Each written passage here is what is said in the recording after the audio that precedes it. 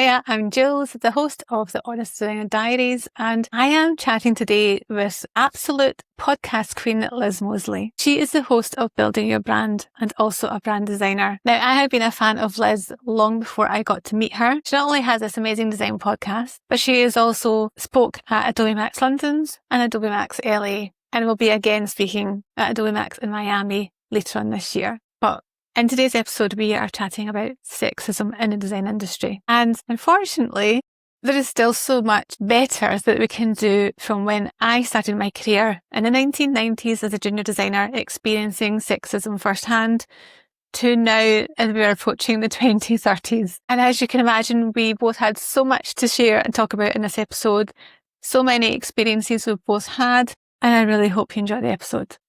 Hi Liz, how are you? I have to say, I'm so excited to chat to you. I just want to say, and you're probably going to get embarrassed here, but I have listened to your podcast, I think since day one, since you launched it. And I don't think I've ever told you that. And because you've been going now, building your brand for 5 years, you had your podcast?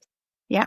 And I tentatively started to kind of like dip my toes into building my own business 2019, going into 2020. So when you started your podcast, I was still working full time in my corporate job, slowly build my business, trying to figure out how to even have a business, run it, find clients. Brand strategy was all very new at that point in time as well. So I think I'm probably one of your listeners that's literally listened to nearly every single one of your episodes over the last. I love that. That's amazing. And then of course we got to meet back in, is it end of 2024 was the first time I we think it met must have been. in Miami? Yeah. Yeah. And now I can say I know you as well as like listen to your podcast and call you a friend, hopefully. Yeah. And so I just wanted to get that out there now and like, get you all embarrassed before we actually dive into the podcast and tell you that. Amazing. Thank you. Thanks for being an OG listener. Exactly. So why don't you just, for our audience who doesn't know you yet, say who you are and what you do. Yeah, sure. So I'm Liz Mosley. I'm a branding designer. That's the sort of main thing that I do. But then I also host a podcast called Building Your Brand, and then also do quite a bit of public speaking. I guess like teaching and like workshops and stuff like that. And it kind of all falls under the banner of helping small or independent businesses with their branding. So whether that's like me doing it for them or giving them advice about how to do it themselves, or like creating content that helps them just feel more confident about their branding. That's the like ultimate goal. Absolutely amazing. And we also got to see each other this week. We're just back from Atomicon where you were speaking on the main stage. Yeah. And again, it's like, there's something I actually felt so proud of you, like just sitting next to Paul, and I'm like, we know her, she's our pal. And you did so well. And I also had a ulterior motive of listening to your talk because I've just launched a podcast, and you are probably my inspiration of thinking, right, okay, I've been listening to so many of yours. There's so much I want to say too. And this is all linked to what we're going to talk about today, like sexism in the design industry. It is unfortunately still so prevalent in the industry. And I know we're going to have so much to say on this subject. And it was so good to see you on the stage and on the main stage as a female, and how like an old, I don't want to say, I sound like the bad way, older female, but what I mean is, like, and you're still a lot younger than I am, but am I wrong to say you're approaching 40? Is that 41. right? I'm 41. 41. So yeah. And I do feel the 40s are like a really good decade. I am now, in a few months, going to be 50. And I have to say, I'm actually still so proud that I'm still in the design industry, because I never actually thought I would be. Well, I was going to say that to you. Like, I am so grateful that you're doing this and that people like you are visible, because for me, it's so nice to see someone who's like a little bit further ahead. And because I think it's that thing, isn't it? It's like we need to be able to see it to almost like know that it's possible. And so it actually really encourages me, because I'm like, yes, Jules is doing it. Like, I can still be doing it in 10 years' time. Like, I think it's so important. And I think that is one of the things that I'm realizing, is that, like, I just think that visibility of women in the design industry has just been so much less than the men. And I've like really felt that. And I just feel like, right, well, you know, like what can we do to change that? And so now I feel like when I do speaking things, like yes, obviously it's about the message that I'm sharing, but it's also just about like being a different example, or just like someone different getting up on stage than what we normally see. Yeah, absolutely. And I can't actually believe that we're 2026. So I graduated 1996 from college, starting out as a junior designer. All my lecturers were male. Went into work, everyone was male, all the designers, the creative directors, owners and things like that. I didn't actually work with another female designer until I was 12 years into my career. And went that in-house. is shocking. 12 years. 12 years Wow. before I worked with another female. And even then, it's when I was even interviewing and stuff, and then eventually I had an in-house team and stuff, I was quite like forceful about getting women into my team. And I can't say, like, obviously it was a very fair and judged process in the process when we were interviewing people, but I think I was so like determined that I wanted to be able to like be equal opportunities and stuff to like actually have other females in the team. And so tell us a bit about your experience, because I know obviously you've had your business for a few years, but were you in design studios before that? When you started off your career, what experience did you have in industry early doors? So yeah, I started off in a small agency that was run by two men. And I was a junior designer there. I think there was two junior designers there at the time, and then like other freelancers that came in and out. And I was there for a year. It was like a year-long contract. And then I went in-house. And that was like a little bit of a different experience because my boss was female, and that was great. And so I think there's actually more women on the team than men, or maybe it was about 50-50. It was quite a big team.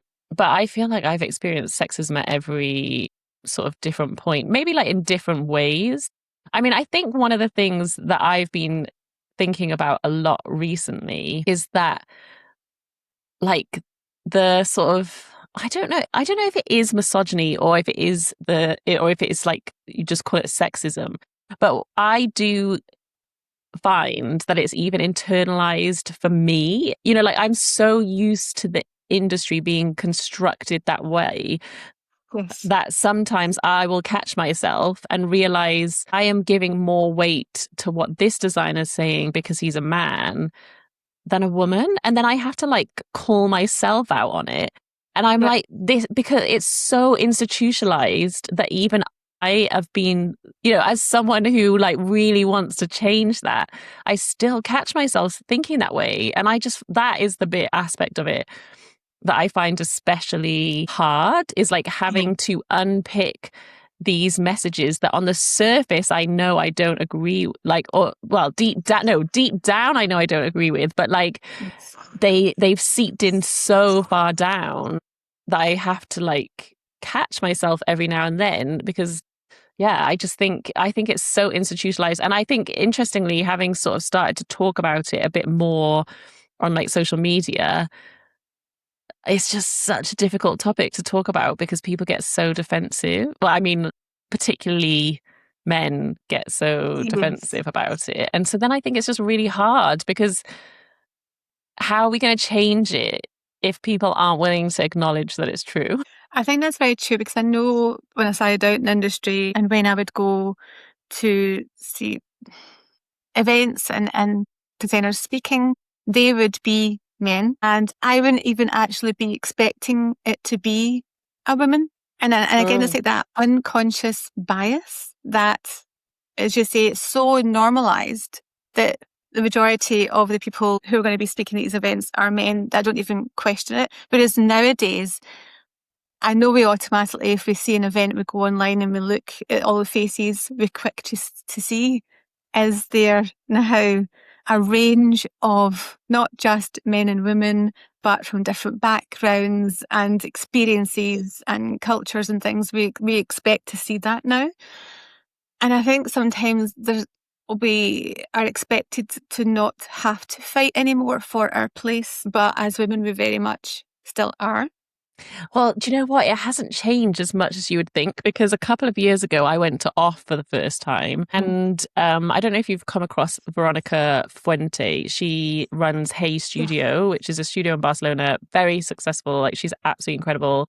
and she was speaking and she called it out from the main stage. And I can't remember what the percentage was, but I think it was like lower. I think it was something that was lower than 20%. She was basically like, I have counted up every speaker at this conference and less than 20% of them are women. Like, that is not like reflective of the industry. So like, why is that still happening? And this was only like, I think this was like 2 or 3 years ago. People do have to factor that into their events, because that is one of the first things that people will look for, and people are getting better at calling it out. But it's kind of wild that it's still sort of so far from representative. And there's a video I put out a couple of weeks ago, and it was saying about, I know that the stat changes a little bit. I've seen it being like over 60% and over 70% of design students are female. However, like less than 11% are in creative director positions. And I would even say there's not that many in senior designer positions as well, at getting to creative director level. And I actually highlighted this stat that I wrote in my notes that we've got, that 0.1% of creative agencies are founded by women. And again, I just think that's such a huge stat. But I know from my own experience of when I started, I was 20 when I first started my first junior role. I thought I maybe had 10 years max in me as a designer until I would have to leave it, because at that time, once I knew I wanted to have children, there was not a job for me in an agency, because there was no long-term maternity leave or flexible working. There was no working from home. This would be the early 2000s. And again, there was nobody visible I saw, and not even over 40, very rarely over 30 in design agencies. I did have to take a break. And it wasn't even the agency I was in. I was lucky. It was a tiny agency and my boss was great, but his agency was down the Ayrshire coast, over 50 miles away from where I lived. So once I had my daughter, suddenly that hour's commute each way would mean she'd be like bath time in bed, and I could only do it 3 days. And he did let me go part-time, but it wasn't really working. So within a year of me having her, I left. And I actually went into run my own business for a couple of years to try and make that work. And then my marriage fell apart. So I went back into design, but I was only 2 years away. And that gap, it was so hard to get back into design. And I didn't go into agencies. I ended up going in-house, because then like in-house was a route to go. But then in those days, it was seen as a kind of easier There's so role. much snobbery. Like this, because I did in-house as well. I just think it's so interesting, isn't it? The things that we feel like shame about. Like, I feel like it's such a, I mean, I'm sure this is the case in every industry in different ways, but there's so much snobbery in design. And so like people massively look down on being in-house. There was like a period of time when I was in-house where there was loads of people online looking down on people that worked, like that weren't self-employed as well. It was like everyone's judging everybody else. It's like, if you don't work in an agency, you're not good enough. If you work in-house, you're not good enough. If you if you work for someone else, you're not good enough. Like whatever you did, it was kind of like you're not good enough. And even now, like I think people in agencies look down on people who work for themselves, because obviously like the scale of project you can work on is like smaller. And so it's just like so miserable to be in an industry where it just feels like you're constantly being told that you're not good enough and you're not doing the right thing. And I do think like that is one of the things that has been good about the internet and like social media, is that actually now you can see so many more people doing things. Like when I started my career, the only way you knew what someone else was doing is if they were featured on one of the kind of like 3 most well-known design blogs kind of thing. You know, it was like, okay, oh, this person's had a feature. And that used to be such a huge deal, like absolutely massive. And like, it's still a big deal. But now you can see on social media what everybody else is doing. And so like, you just see so many different perspectives. But it's just wild to me how there's still so much shame about all these different things, like working in-house. And then I think women do get penalized because often in-house design roles do have more flexibility because it's not a design agency. So like, you know, so like I worked in a university, for example, and universities typically have a very good maternity package. So when I was working in a house, I had an amazing maternity package, which I would not have got if I had worked in a design agency. And so then I think, I mean, it's just such a mess. Oh, it is. And even like when I was in house for 12 years, built the design team, but the amount, oh my God, because then it was corporate world, but it was also civil service world, which is a whole other layer of misogyny and sexism, which I had never encountered before, which is a lot to deal with. And I was trying to police the brand, right? And protect the brand. It was a regulator. So like, it was like absolutely crucial.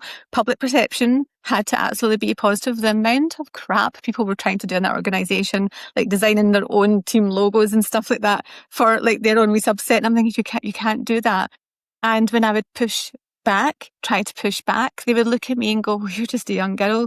I once get told, like literally patted in the head, don't worry your pretty little head about it, hen. Like from another director telling me that. And I saw it once I built my team and I actually had a male designer on my team. I would actually watch the interactions of how much pushback they gave him as opposed to the rest of the team who were female for design amends and wanting something to go the way they did. And I would try explaining, well, actually that won't work because it doesn't fit within our brand guidelines, so we can't put that in there. And they would push and push and push to get it done.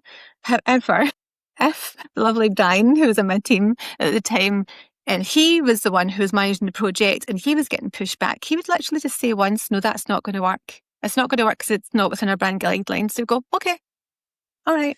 Yeah, it's wild. It happened, and you'd be like, oh my God, I've literally told you that same conversation several times. And it took him once of saying no, and they immediately went, that's fine. And it's often, I don't think it's even the big sexism things we notice. It's lots and lots of tiny little things that happen. And when you were talking about, you would see things from like blogs and stuff. A recent one I noticed was, and again, back in the day, I have loads of design books. 90% of them are male designers that are featured in these books. I still have books from the 1990s all the way up now to now. And I'm not sure if you took part in it. There was a recent thing on Instagram and it was Logo Archive and it was sharing your logos. And you know who I'm going to mention here.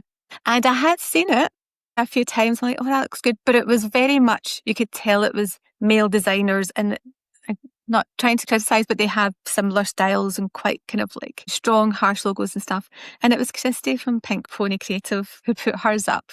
And she went, right, all I am seeing on an example of that page is male designers. Where's all the ladies that see your work? And like, so people then started to share, and I even shared mine and they put it on their page and stuff. But I was like so pleased she did that, because sometimes I'm almost like too tired to fight it and go, oh, why am I even bothering? I've been doing this 30 years. It's still the same. It's exhausting. And then when you do call it out and you do say something, you then have to have the mental capacity to deal with the men telling you that your lived experience is incorrect. And like, that is wild. And I know like some people called the person out who did that whole trend and organized that whole thing.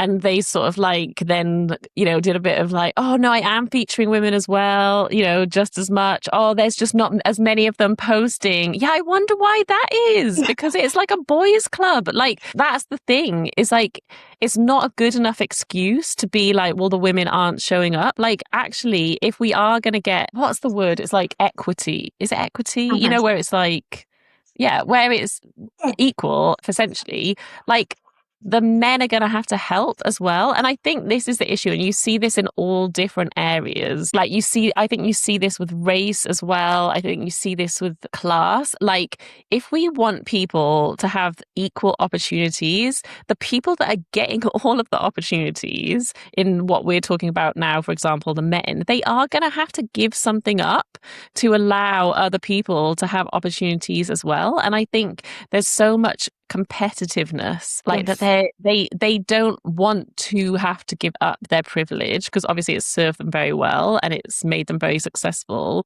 but that's the only way that we're going to get anywhere. is if they are willing to give something up and give women opportunities. And obviously there's always some people who are going to do that and are doing that. But I think it's just so overwhelming to me, like how far we still have to come. And like you, I've like the story that you said about your colleague who was male getting less pushback absolutely tracks for me. And so in one of my jobs, my bosses were absolutely paranoid about the designs looking girly. That's what they would say. So there's this real like fear of femininity, like it's the worst thing that could happen, like that it would make your brand really unserious, like you can't take it seriously. And I think that still plays out today. But so they were so paranoid about it looking girly that even if it was a really good idea, they would completely dismiss it. And it got to the point where I got my fellow male junior designer to present my idea to see what they would say. And if he presented it, they would react completely differently to that if I presented it, because they just lived in this fear of, because I was a female, the design was going to look too girly. And it's just wild to me. And it's just wild to me that it's still going on. Like, there's so many people who've done those sort of experiments where they've worked somewhere and they've basically made themselves an alter ego who's male. Yes. And when that alter ego starts replying to emails, they get a completely different response from people. Things get signed off quicker, like they can effectively just be more direct. Yeah. I mean, it's just so hard not to like absolutely rage when you think about it. And I think we do go through like, there's periods where you want to rage about it, there's periods where you just get so fed up with it, you stop fighting it and you just let circumstances happen. Like, and I used to get was, even though I would be the most senior designer in the room and I was head of the design team, I would get asked to make the tea for everyone in the meeting, or I would get asked to take the notes down, or if I was presenting.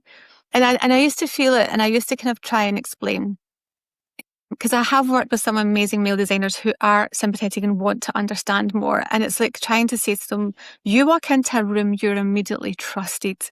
Like, people just believe. Yeah. You're an amazing designer. You're going to do a good job. I says, when I walk into the room, I have to prove I'm going to do a good job. And they don't have that automatic mindset of me walking in. It's almost like I'm a step behind you guys when I walk into pitch, when I walk in to do a presentation. If I hesitate, if I show my nerves, then immediately they feel, is she any good because she doesn't seem that confident? And that can be doubly hard when you are a female who isn't that confident, is introverted, has had to learn how to be louder in the room. And I hate like saying that expression, but even not just in design, but working in especially the kind of civil service corporate environment, of the other females and males in the team who would be on the same level, but how the guys were spoken to as opposed to the girls and stuff. I was, oh my goodness, I was based up in the Glasgow office, but I went down to London and I sometimes work with the team down in London, and we were sitting in its comms I worked in, so it was a kind of much larger team. And this senior leader came along. He walked past at least 2 groups of tables which had guys sitting at it, came up to our bank of 6 that was mostly girls all sitting together, women, and he asked us who could help him wrap a present. Oh my goodness. And my first thought automatically was to help. That's where my preset went. My God, you need some help. Then it was actually another colleague who was Spanish, who was much more outspoken, and she just went, why have you walked by at least a dozen guys to ask the group of women to wrap that present? And we're just like, oh my God, actually she's so right. And this is the thing, that it's not even about like such the bigger things about are you a good designer or not, but it's just that unconscious bias of, can you make the tea? Can you take the notes? Can you wrap a present for me? Can you do those domesticated type things for us? Which, like, now as I'm getting older and going through menopause and stuff, I have much less patience for. And I'm more likely to call it out than I would have done even then when it was 10 years ago, when I was much like quieter. And it's also that it's like, I'm sure I've heard someone described it. I'm not going to say, I'm sure if I'll get this like quite right, but it's almost like weaponized incompetence, you know, where it's just like, you're a grown man, you can absolutely wrap a present, like as if you were going to like ask someone else to do it. Like, I mean, it's just like the audacity is just unreal. But I think the thing that I have noticed, and this is what I've been trying to call myself out on, and I've realized, is I think we are seeing it play out on social media now. Like, obviously, it's leveled the playing field in the sense that, you know, like a guy can go viral, a woman can go viral, you know, like it's not like there's, you know, like it's to do with how you make the content more than like your gender. But I do think that people take the content of male designers on social media more seriously than females. And I think that's interesting. Like, it's hard. I find it slightly harder one to prove, but I've caught myself thinking stuff like that. So then if I'm thinking that, and that's as someone who's pretty aware of the issues around this, then I'm fairly certain other people are subconsciously thinking that as well. I do think that's very true. And I have noticed that from some of the male designers who I admire, who I really like, who are absolute sweethearts, and I've met some of them in person. And I look at their Instagram and TikTok accounts, YouTube accounts, and they have like several 100,000 followers. And then equivalent female designers who are just as talented, have just as much charisma on the screen and connecting and all that kind of stuff. And you can see that they have much smaller follower accounts. And again, I don't think it's because they have any less talent, but I do think it's because we have that extra barrier of that hesitation with the scroll. Like, I think if you're female, they automatically scrolled a bit quicker than you would if you're a guy. A guy will stop and watch. It's hard to explain, but I have noticed it and I have seen it, and I am aware of what you're talking about. It is harder for us to get people to stop and watch. And in the same way, it's harder for us to get them to listen to us in a presentation, and it's harder to get them to accept a design proposal without them feeling like they have to make some changes so that they feel like they've had a part in the decision making and the direction, and can say, yes, we helped you come to that solution. I found that as well is a big thing. And like, it does play out in so many different ways. Like, one that I've been thinking about recently. So you mentioned this week, we were both at this event and I was speaking on the main stage, and I've done a few like big talks in the last couple of years. And I feel like I have obviously been chosen to speak at that conference for like a certain level of expertise. And it is wild to me, the unsolicited feedback I get from men after I've spoken on a stage. And I just don't think the guys are getting the same thing. Like, I genuinely don't think they are getting that advice. Like, if you'd just been on stage, like, isn't that wild? It's interesting. It's something that I'm having to sort of like, it's still quite fresh, and I'm sort of processing it at the moment.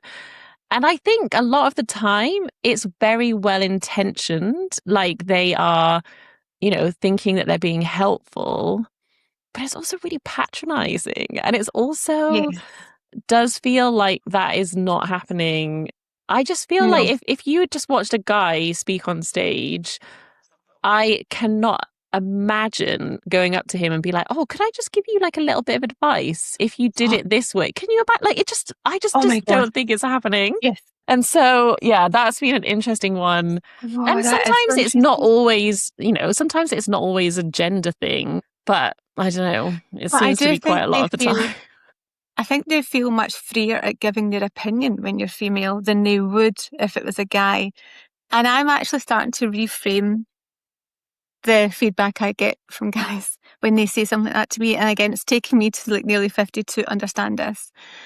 But I actually reframe it and think it's almost like, and again, I think I kind of learned this from my ex, who was not a very nice person and different things. If I was doing well, he always found some way to undermine me or make me feel less than, or make me feel I wasn't that good at something, because deep down he had a jealousy and insecurity.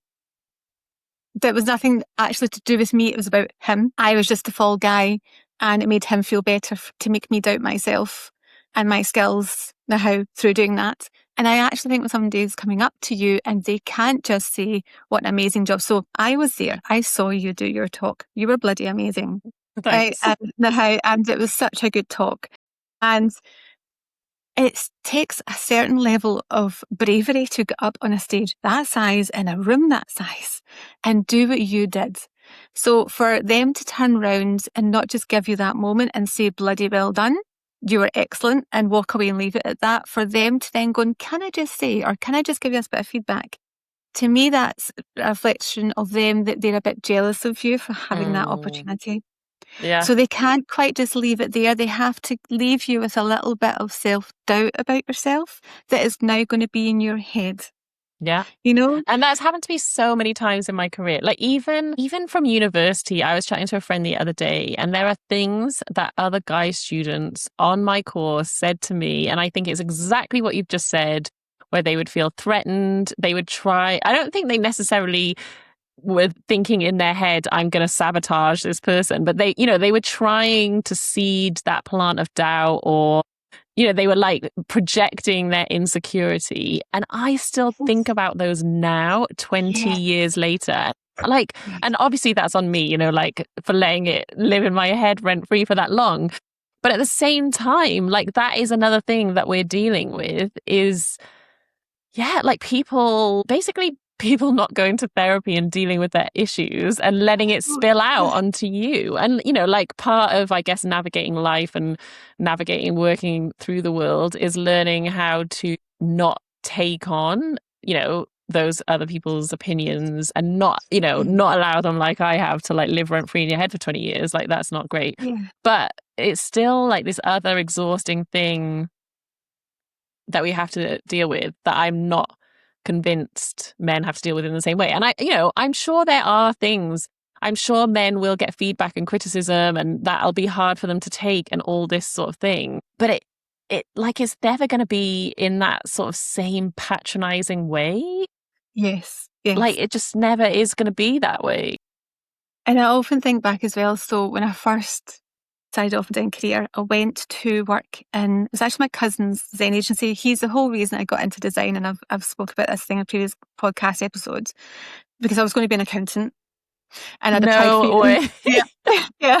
And then he'd opened an agency in the 1990s in Glasgow. Parks, like I said, there was lots of amazing creative agencies starting up, and it was a really boom time for the design industry.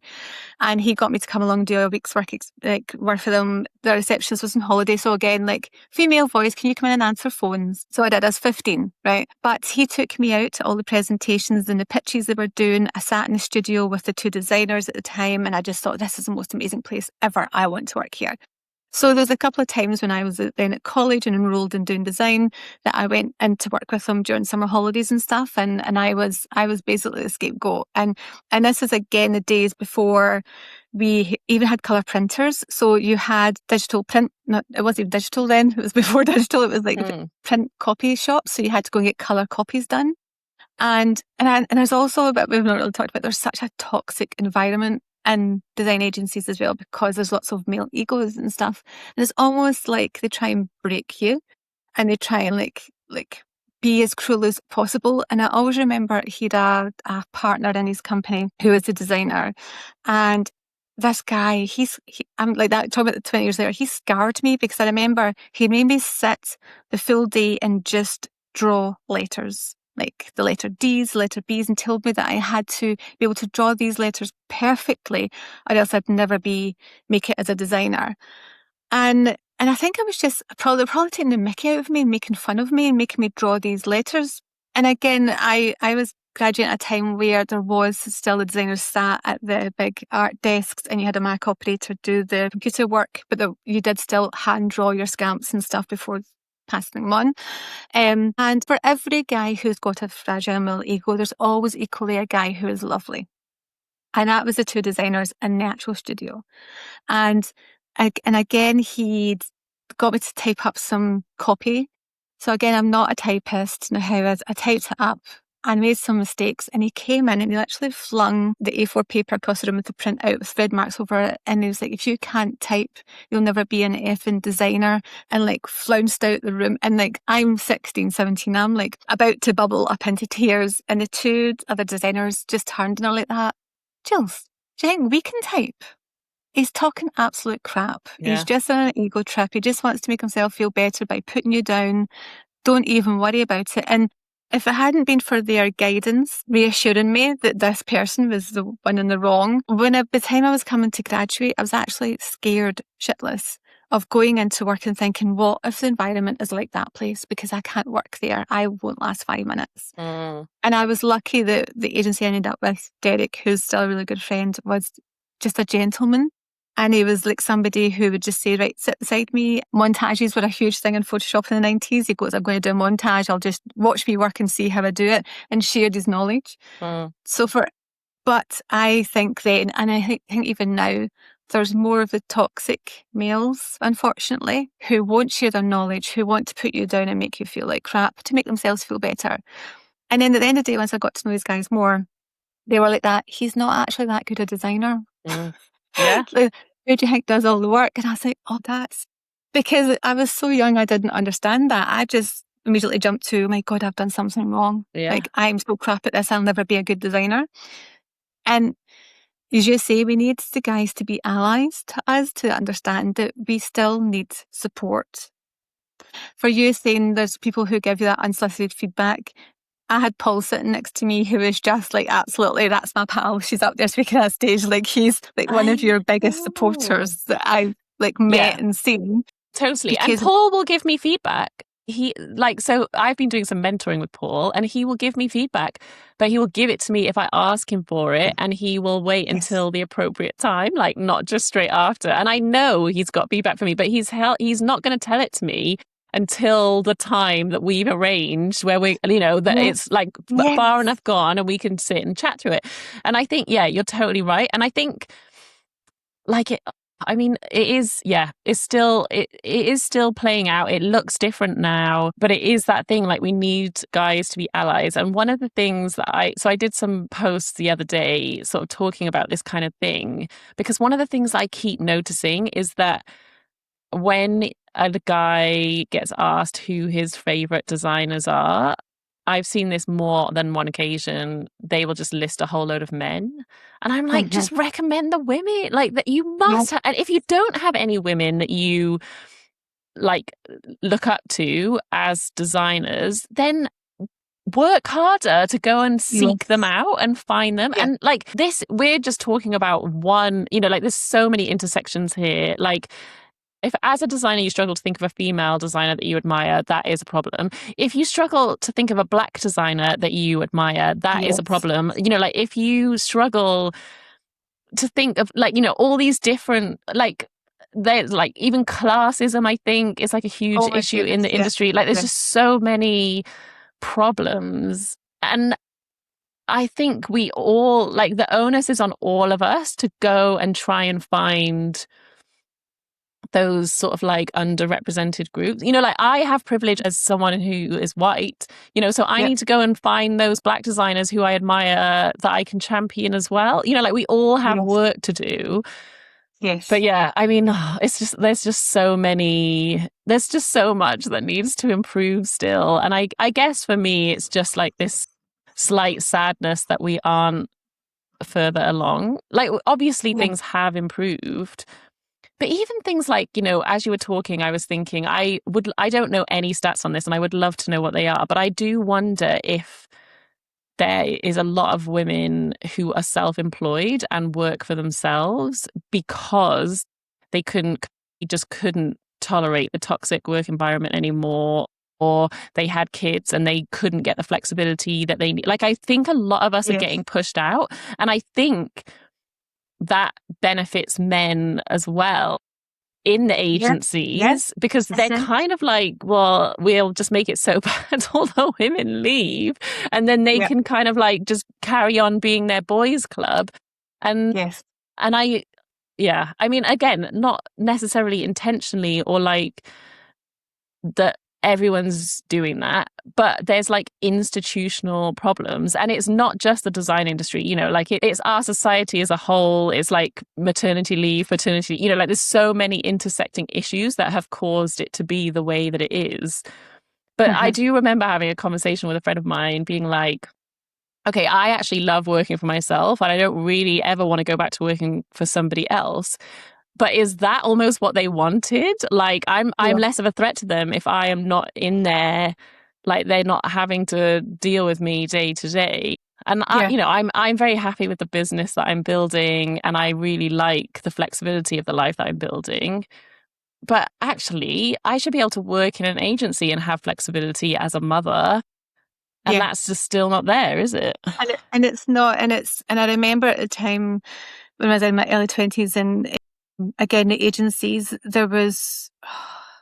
the designers often went to agency and worked across, and I knew a lot of the other kind of founders through talking to my cousin and stuff, and he was, one agency owner was bragging that now when he interviews designers, he shows them the sleeping bag underneath the desk, and if they balk at it, he knows they're not going to last in his agency, because the culture very much was they are driven by client deadlines. If that comes in 4 p.m. on a Friday, then you work. And I knew the minute I have a child, I can't do that. And then I ended up a single parent when I was least expecting to be.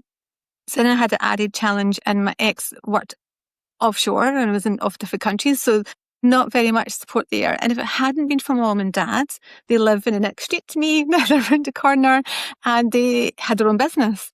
So they had the flexibility to work around nursery drop-offs. I still had to put my wee boy in nursery full time. And then my daughter's in primary 1, get back to work full time. And even though it was in-house, it was still at the time, 2010, you had to be in the office 9 to 5, Monday to Friday. And it was in Glasgow, so I had to commute. And if it hadn't been for my parents picking up to help me with that whole juggle. And also my kids, they finished at 12:30 on a Friday. Oh my goodness. Yeah. that was good planning for people who have to work. And so I think that is a very big reason why we don't see more women in senior positions. Again, there's the other end of the scale. My parents are now older. I love the fact I'm round the corner now, because although they are super fit, super healthy 79-year-olds, there's going to be a time where my auntie just broke her arm. She's on her own. So I've been juggling hospital visits with my cousins to make sure there's always a visitor. So caring responsibilities also come into why a lot of older women are no longer got visible roles in agencies and stuff, because you have the childcare at one end and then you have the aging parents and relatives at the other, because it's still left to the women. Yeah, totally. And I think it's still glorified. I think so much of I think this is a maybe creative industries problem, where it's you love the craft so much that you sacrifice everything for it, and that is celebrated oh my goodness, you work through the night to get this thing basically just very toxic and unhealthy behavior. And I remember thinking this when I got out of university, I don't actually want to go and work at an agency, because the stories I'd heard of the very famous men that ran agencies was that they were absolutely awful to work for. Exactly like you said, the sleeping bag under the bed kind of thing. And I was I won't enjoy that. And that is not the life that I want to live. I absolutely love graphic design. It is for sure my passion. Even if I wasn't getting paid, that is, what I would want to spend my time doing. But not at the cost of my health, not at the cost of having a family, not at the cost of, anything or any of those other things. And I just think the fact that that sort of thing is still celebrated and lauded as this amazing thing is problematic. I think as well though, as well as being female, once you start getting older as a female, ageism. Ageism is a whole other thing, and it's just it just feels like we've got all these things stacked against us, and that is one of the things that I feel really strongly about now, and that is one of the things why I love that you're doing this, because I just think people need to see older female designers, and it comes at a cost, right? Getting, like you said, getting up on a big stage is a big deal, and it's not an easy thing to do. And so it comes at a cost of getting ready for that and practicing and all of those sort of things. But I feel so passionately now about doing it, because I'm I just want people, I want younger designers. And actually the thing that planted this seed in me and made me so passionate about it was last year I spoke at Adobe Max London, which was an incredible opportunity, like so amazing. And a young female designer came up to me. I think she was still a student, and she was like, I just want to say, you just seem so approachable and relatable in a way that I've never seen on the stage before. And it was just so refreshing to see something like different. And I was like, okay, this is why I want to do this, because I want to show that like, you don't have to be just one way. There's not just one way to do this, which is like the guy way of doing it. Well, I think that's actually very true, because I've now seen you. I saw that talk you did at Adobe London. I saw the talk you did in LA as well last year, and I saw that one. So I've listened to your podcasts. I know how you sound when you are just recording in your room on your own, as like you are now, to what you sound like on stage. And I'd say you sound exactly the same. You come across in the exact same way. Whereas I feel a lot of men put on a persona when they talk on stage, and they have a very practiced, I don't even know the terminology, but it's like the rhythm of their voice and the way they talk. It's like they are pitching to the room.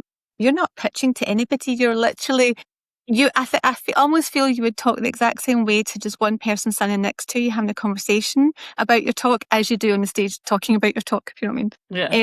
I think that's why that designer said you sound so approachable that they could even walk up to you and say that to you. And I think that's probably the greatest compliment you could get, rather than the other person who wants to give you a bit of advice the minute you step off stage.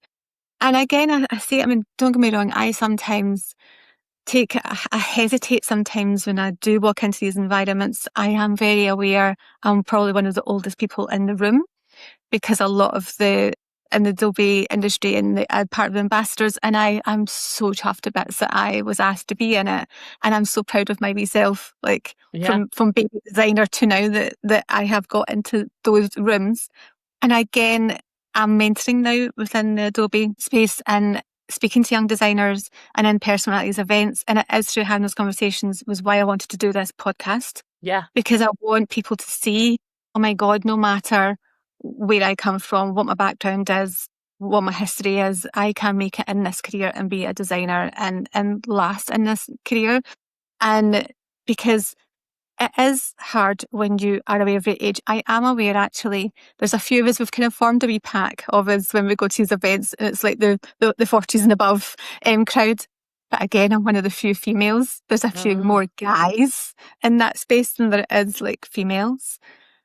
But I love that I'm there and can show the new designers who are 20, 21, and they're like my kids. Now, I have got the nickname of a few of them. They call me like their mum, or they kind of just go, I can't like I can just talk to you like you're my mum, but you're a designer mum and you're cool. And I'm like that. See, this is so cute, because Robin said that to me. Robin, I did a podcast episode with me, and she's like, "You're my design mum." And then she named a guy designer. She's like, he's my design dad. And I was like, that is hilarious. But I'm with you. And like, even like, I just think we don't always realize the impact that visibility can have on someone else. And I think sometimes we have to but I guess I feel more motivated than ever to do things that put me out of my comfort zone and I feel like uncomfortable about for a higher purpose. Not just, oh, this will be good for my career or this will get me opportunities. Like, it's bigger than that. It's like, well, if I do this, it shows someone else that they can too. And that's like a big deal. Yeah, totally. Yeah, and I think exactly like I said at the beginning, like, I'm so glad that you're doing this, because I feel like it encourages me to see you doing it. Like, I remember when I discovered your TikTok account and I was like, this is amazing. Like, you've got so many followers, and I was just like, it was just so refreshing to me to see, like, just someone that I could look up to. And it is funny because, again, we were talking about feedback. I have had like you say, 99% of the feedback I get on my TikToks or my videos, whatever, is really positive. We get the occasional one of, get the granny off the app, or what's she doing here with her white hair? How old is she? Again, I've embraced having my grey hair since my early 40s. I love your grey hair. Thank you very much. I love my grey hair too. But again, it helps me stand out. Yeah. And you need anything these days to give you that little something to stand out. Yes, I'm aware there's a danger of people can't quite place my age and might think I'm even older than I actually am. But at the same time, it's like that. I'm less afraid to be visible and stand out and have an opinion. Some people won't agree. I used to be really scared of sharing my work online. Now I'm getting to the point where I think I don't care, because at the same time it helps me find the clients who do want to work with me, and it'll put off the people who don't like my work. But if you say, if somebody is going through a situation now, a female designer who's experiencing racism, it could be in an agency, it could be with a client, could be with anyone, what would you say to them to kind of like give them a bit of advice, a bit of help? I think don't feel like you have to suffer alone would be my biggest advice. Like, it's definitely helped me talking to other women, and to just almost like have your lived experience affirmed by someone else. Like, even just us having this conversation, like sharing those stories and me hearing that you've experienced the same thing. Like, obviously I'm not happy about that, but like, then it just validates what I've gone through. And it's like, okay, yeah, this is a thing. And I'm not going crazy, like I like it stops me from getting sucked in by any sort of like potential gaslighting about, oh no, that's not what their intention was. That's not what they meant. So I think definitely find people that you can talk to about it. Find people that you can like look up to as a role model, like mentoring, ask for help basically. Like, don't feel like you have to do it on your own would definitely be my advice. Like, it sucks and it's going to take probably a long time before we see the next wave of like meaningful change. Maybe it'll never be how we want it. I mean, it probably will never be how we want it to be, but I think I think my advice would be, don't do it on your own. Like, look for people that you are a few steps ahead of you, that you can look up to, that you can mentor. Don't be afraid to like talk about it. I think like a big thing for me has been trying to be a lot more selective about who I take advice from. So, like we talked about the unsolicited feedback. I now kind of have like a list of criteria in my head of like, these are the people that I'm interested in getting feedback from. And if you don't sit in that criteria, then I will respectfully let your feedback slide by. I mean, I say that it's easiest. I do let it affect me more than I should, but that's what I'm trying to do. I'm trying to be like, hey, this is the feedback I'm interested in getting, because feedback is good and has helped me loads. And then this is the feedback that I'm not interested in, so I'll just like let that go. Yeah, and it's that whole time and place thing. You don't need to hear it literally the minute you step off stage. It's the one thing from totally. So and also, people can DM us and we'll sort them out and put them in our place. We'll be the mums. Exactly. Yeah, if you need to design mum, just let us know. We'll come and cheer you on. Exactly. Well, thank you so much for coming on today. I could talk for hours about this, as you can clearly see. Maybe there'll be a part 2 in the future where we have some other things to discuss about it. But again, where can people find you? Where can they connect with you? Yeah, I'm on social media. I'm at Liz M. Mosley. My website's lizmosley.net, and the podcast is Building Your Brand. So just search that wherever you listen to podcasts. Amazing. Again, thank you so much for chatting to me today. Thank you so much for having me. Thank you. If anything we've talked about in this episode has hit a nerve a little bit, or you've had a similar experience, I would genuinely really love to hear from you. You can send me a message, leave me a comment if you're watching on YouTube, or share your own story with me. Because honestly, the more we talk about this stuff, the more we realise so many of us are dealing with the exact same things, the same experiences, the same situations, and can really help each other by talking more openly about it. And if you want a space to chat with other creatives who get it, I've got a community called The Creative Room. It's a really supportive space. We talk about the struggles, the rants, the clients, creating content, marketing yourself, all the other stuff that comes with running a creative business or working in this industry. I'll leave the link in the show notes if you fancy joining us, and I'll catch you in the next one.